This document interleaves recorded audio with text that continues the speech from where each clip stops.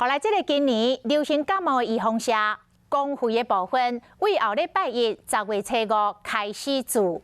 那自费的部分，昨已经有袂少的诊所开始帮人做了。医生讲，今年因为有新冠病毒的疫情，真侪民众惊会相同感染，会真歹辨识，所以拢主动提早去做这个预防针。这个自费的预防针大约是1000块，唔免挂号费，嘛唔免其他的费用。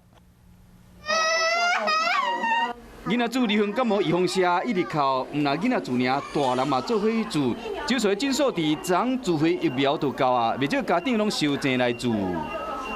我想说，小孩还小啊，就是打一下比较好，这样。有被小朋友传染感冒，传染那个流感，所以我想说，那就来打这样子。 自费的费用差不多是1000块，无需要挂号费，也是其他的费用。自费疫苗呢，现在不少诊所已经可以开打，但公费疫苗需要等到10月5号才能打。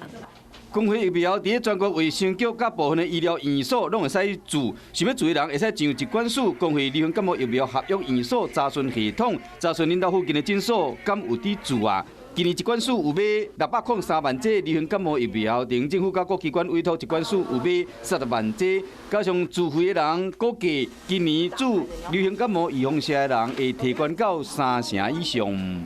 疫情有可能会卷土重来，那因为流感跟 COVID-19 两个其实会互相加重，那民众也很有健康意识，所以我想今年的施打的状况应该会比往年来得好。疾管署表示讲，今年疫苗真充足，注射唔来使预防流行感冒，买些避免去喂到新型冠状病毒了后分袂清楚，所以讲提醒乡亲若有闲，就爱赶紧去做预防针。